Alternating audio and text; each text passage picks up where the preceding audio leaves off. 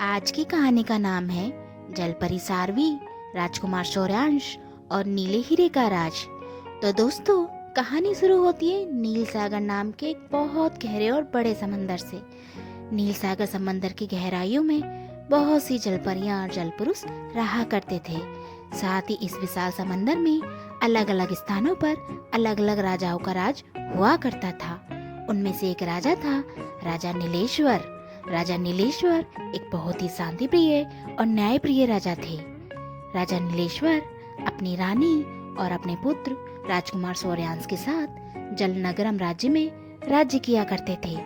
राजा की प्रजा, जो कि जलपरियां और जलपुरुष थे, वो राजा नीलेश्वर और राजकुमार शौर्यांश के राज्य में काफी खुश थे।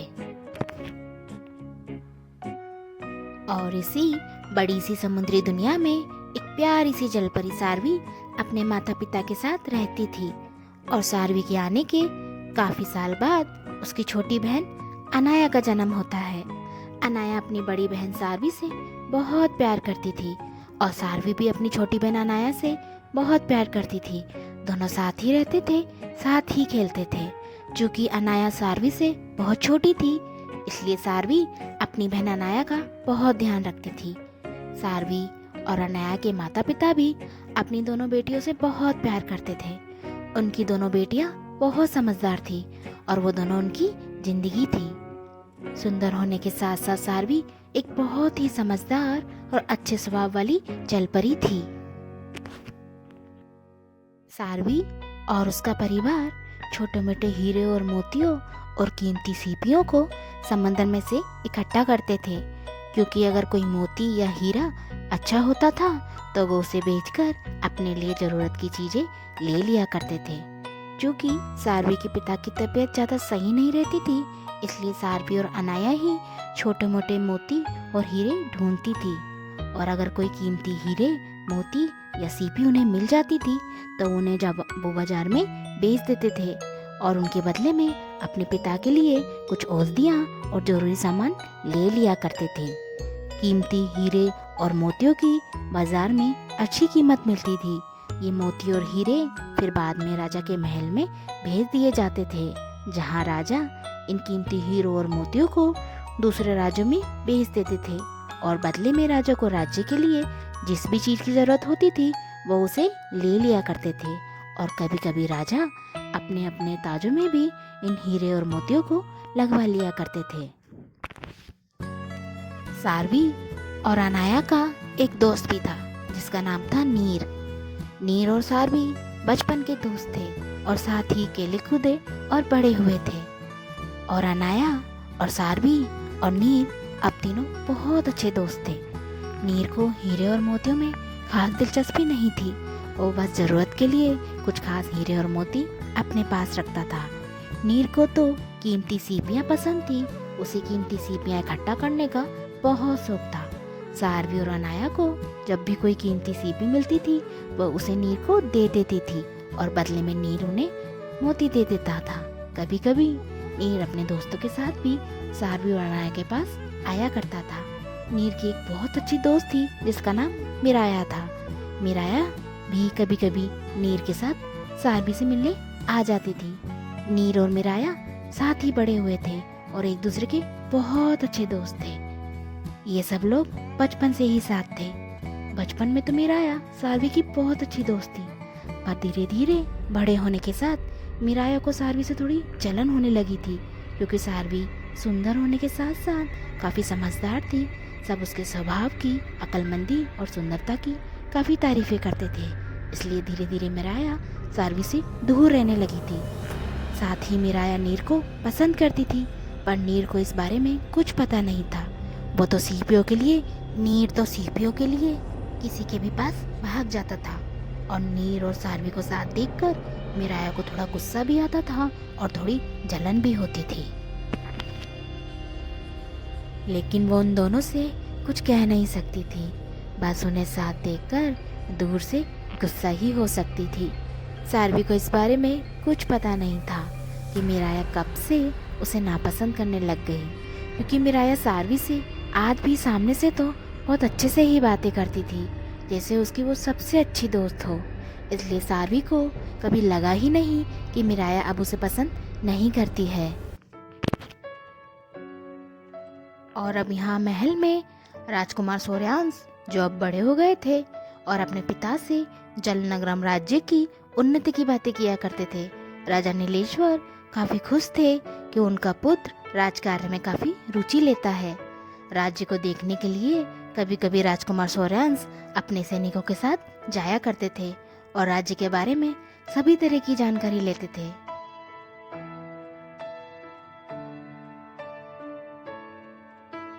और कभी कभी राजकुमार सूर्यांश भेष बदलकर अकेले ही राज्य को देखने के लिए चले जाया करते थे। अब इसी तरह एक दिन राजकुमार सूर्यांश भेष बदलकर राज्य देखने खुद अकेले आए थे कि राज्य में सब कुछ सही तो है ना, कि तभी उनकी नजर सारवी पे पड़ती है। सारवी और अनाया समंदर में से मोतियां ढूंढ रही थी।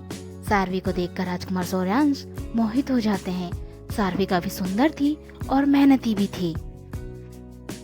और अब राजकुमार सूर्यांश कुछ मोती लाकर सारवी और अनाया को देने लगते हैं और सारवी और अनाया भी राजकुमार सूर्यांश को देखती रह जाती हैं, क्योंकि राजकुमार सूर्यांश काफी खूबसूरत जल पुरुष लग रहे थे। अब अनाया बोलती है कि आप कौन हैं? क्या आप इस जलनगरम राज्य में नए आए हैं? आपको पहले तो कभी नहीं देखा। आप ये मोती हमें क्यों दे रहे हैं? पर राजकुमार सूर्यांश बोलते हैं कि मेरा नाम दक्षक है। हाँ, मैं अभी कुछ समय पहले ही इस राज्य में आया हूँ। मेरा औषधि बनाने का काम है। मैं औषधि बनाता हूँ और मैं मोतियों के बदले लोगों से और दूसरी जरूरी चीजें ले लेता हूँ जो मेरे औषधि बनाने में काम आती हैं। इस पर सारवी बोलती है कि हम आपके मोती नहीं ले सकते। हमारे पास बदले में आपको देने के लिए कोई जरूरी चीज नहीं है। हम दोनों के पास तो बस ये सीपी है। अगर आप इस सीपी के बदले हमें मोती देना चाहें तो दे सकते हैं। फिर राजकुमार सूर्यांश बोलते हैं कि हाँ, क्यों नहीं। ये सीपी मिलना तो और अच्छी बात है। ये मेरे औषधि बनाने में कहीं ना कहीं काम जरूर आ जाएंगी। और फिर सारवी और अनाया राजकुमार सूर्यांश को मोतियों के बदले सीपी दे देती हैं और बहुत खुश होती हैं कि उन्हें आज काफी सुंदर मोती मिल गए हैं। इससे उनकी सारी जरूरत की चीजें आ जाएंगी। राजकुमार सूर्यांश अब सारवी और अनाया से मिलने भेष बदलकर आते ही रहते थे। धीरे धीरे तीनों बहुत अच्छे दोस्त बन गए थे और वो साथ में खूब खेलते थे।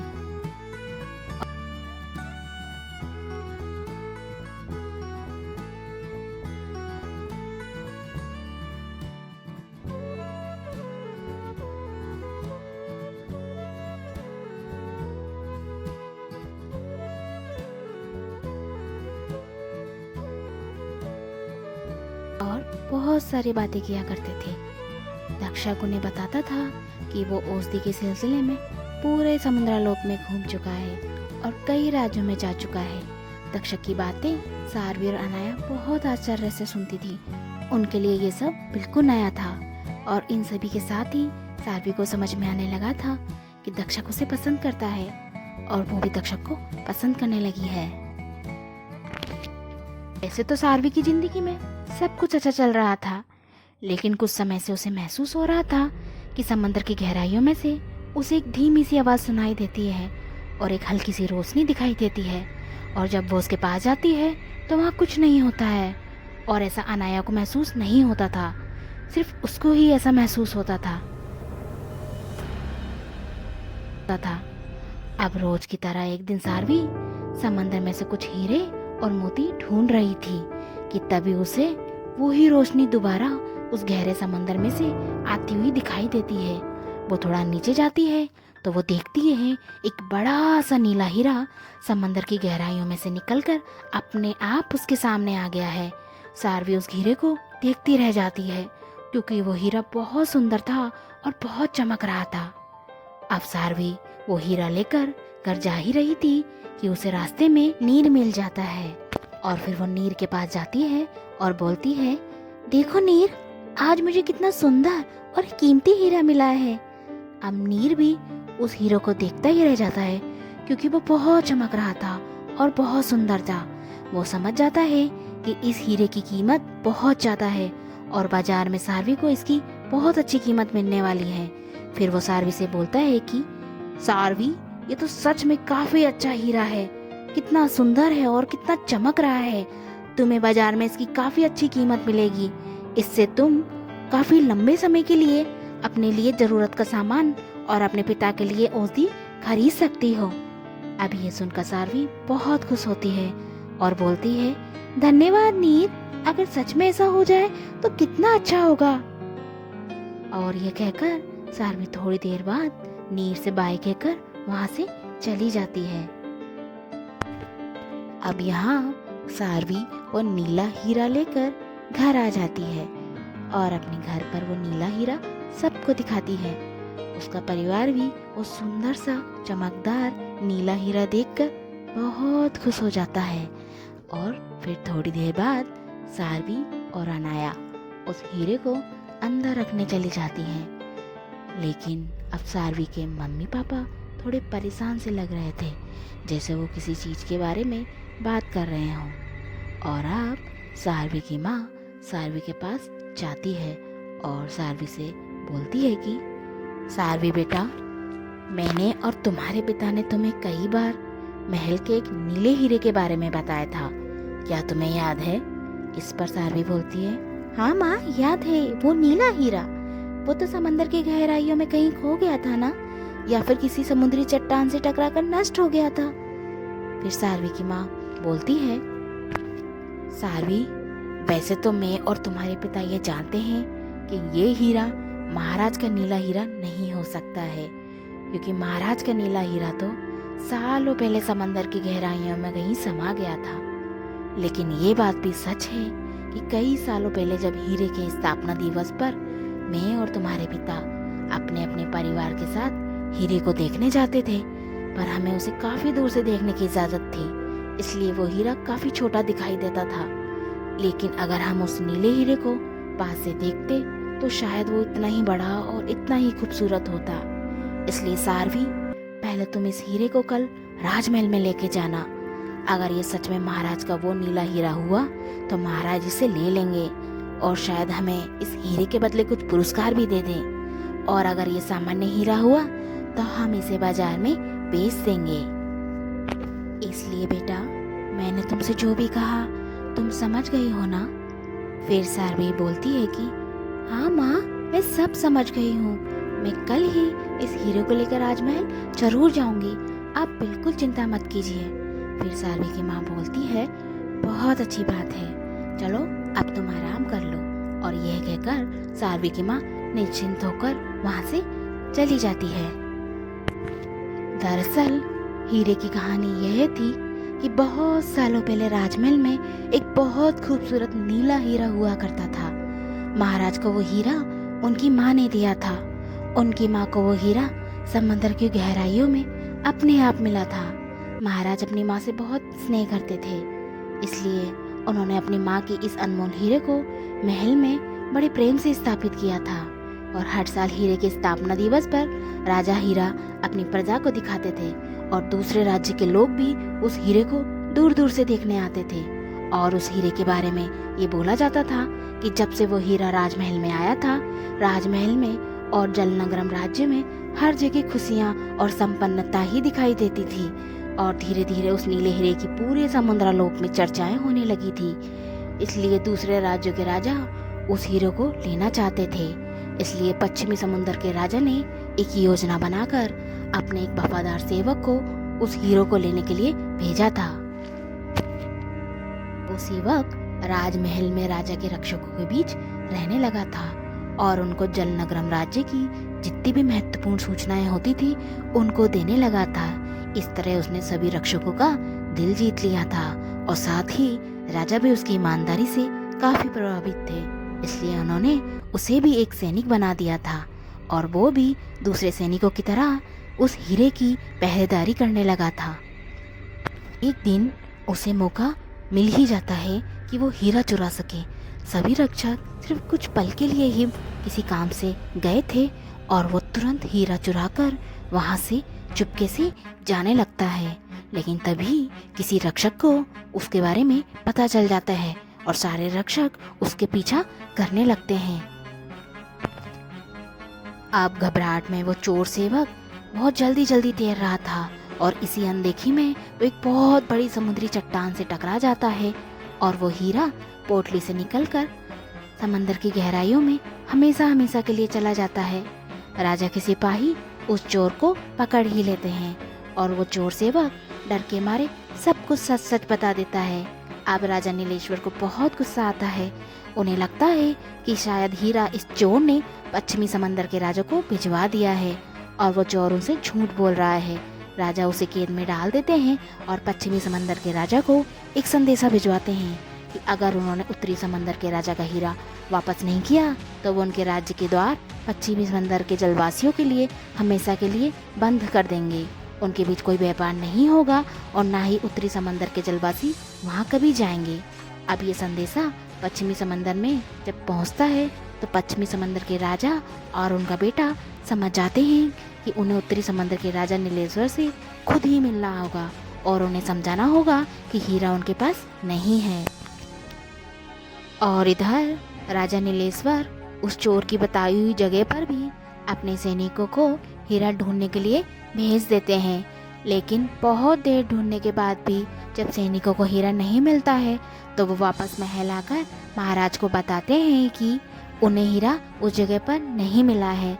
अब ये सुनकर राजा नीलेश्वर को पूरा यकीन हो जाता है कि उस चोर ने उनसे झूठ ही बोला था और उसने उनका हीरा जरूर अपने राजा को भिजवा दिया है। अब पश्चिमी समंदर के राजा राजा नीलेश्वर से मिलते हैं और उन्हें समझाने की बहुत कोशिश करते हैं कि हीरा को लेने के लिए उन्होंने उस चोर सेवक को जरूर भेजा था, पर वो सेवक उनके पास नहीं आया और ना ही वो हीरा उनके पास है। लेकिन राजा नीलेश्वर ये मानने को तैयार ही नहीं थे कि पश्चिमी समंदर के राजा सच बोल रहे हैं। अब पश्चिमी समंदर के राजा राजा नीलेश्वर से बोलते हैं कि उनकी सेना उनके राज्य में आ सकती है और वो हीरा भी ढूंढ सकती है, लेकिन उनको कोई हीरा नहीं मिलने वाला है क्योंकि इन पर वो हीरा है ही नहीं। अब ये कहकर पश्चिमी समंदर के राजा चले जाते हैं और राजा नीलेश्वर को अब समझ में नहीं आता है कि अगर सच में नीला हीरा पश्चिमी समंदर के राजा के पास नहीं है तो क्या वो चोर सच बोल रहा था? क्या सच में वो नीला हीरा समंदर की गहराइयों में हमेशा हमेशा के लिए चला गया है? अब राजा नीलेश्वर अपने राज्य में ऐलान कर देते हैं कि जो भी उस नीले हीरे को समंदर में से ढूंढ कर लाएगा उसे मुंह मांगे मोती दिए जाएंगे। अब ये सुनकर पूरे जलनगरम राज्य के जलवासी उस हीरे को कई महीनों तक समंदर की गहराइयों में उस हीरे को ढूंढने लगते हैं, पर महीने बीत जाते हैं, वो हीरा किसी को नहीं मिलता है। और फिर कुछ सालों बाद राजकुमार सूर्यांश का जन्म होता है और राजा नीलेश्वर धीरे धीरे हीरे के दुख से उबरने लगते हैं।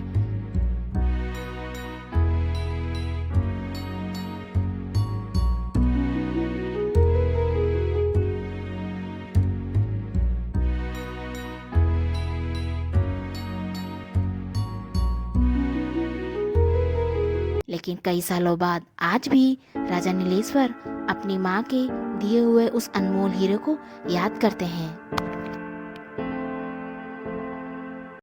और अब आज यहाँ नीर, जो शादी के लिए बहुत खुश था, वो किसी काम के लिए जा रहा था। तभी उसे मिराया मिल जाती है और मिराया उसे खुश देखकर पूछती है कि क्या बात है नीर, आज इतने खुश क्यों हो? क्या कोई कीमती सीपी तुम्हें मिल गई है? अब ये सुनकर नीर मिराया को सारवी के उस हीरे के बारे में सब कुछ बता देता है। अब ये सुनकर मिराया सोचती है कि वो सारवी के घर उस हीरे को देखने जरूर जाएगी। फिर वो कुछ देर बाद ही सारवी के घर पहुंच जाती है। सारवी कुछ काम कर रही थी।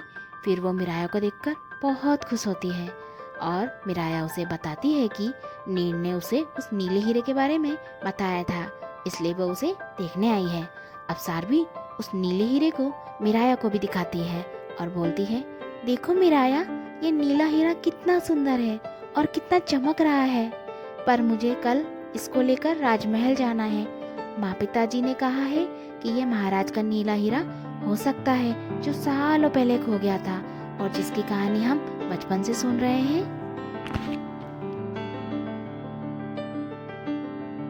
फिर मिराया को याद आता है कि महाराज के उस नीले हीरे के बारे में तो उसने भी कई बार सुना है। फिर वह बोलती है, हाँ सारवी, बिल्कुल, तुम ये हीरा लेकर कल राजमहल जरूर जाना। ये काफी सुंदर है और कितना चमक रहा है। दरअसल मिराया को वो हीरा सच में बहुत सुंदर लग रहा था और उसके दिमाग में उस हीरे को लेकर एक प्लान चल रहा था। तो दोस्तों, इसी के साथ जलपरी सारवी, राजकुमार सौर्यांश और नीले हीरे का राज स्टोरी का फर्स्ट पार्ट यहीं ख़त्म होता है। मैं जल्दी इसका सेकंड पार्ट लेकर आऊँगी। दोस्तों, अगर आपको मेरे द्वारा लिखी हुई कहानियाँ थोड़ी भी पसंद आती हैं तो प्लीज़ चैनल को सब्सक्राइब जरूर करें, चैनल को लाइक करें और बेल आइकन को दबाना ना भूलें। और अगर आपको ये कहानी थोड़ी भी पसंद आई हो तो प्लीज़ चैनल को सब्सक्राइब जरूर करें और इस स्टोरी को अपने फ्रेंड्स एंड फैमिलीज़ में ज़रूर शेयर करें। तब तक के लिए हंसते रहिए, अपना ध्यान रखिए, टेक केयर, बाय बाय।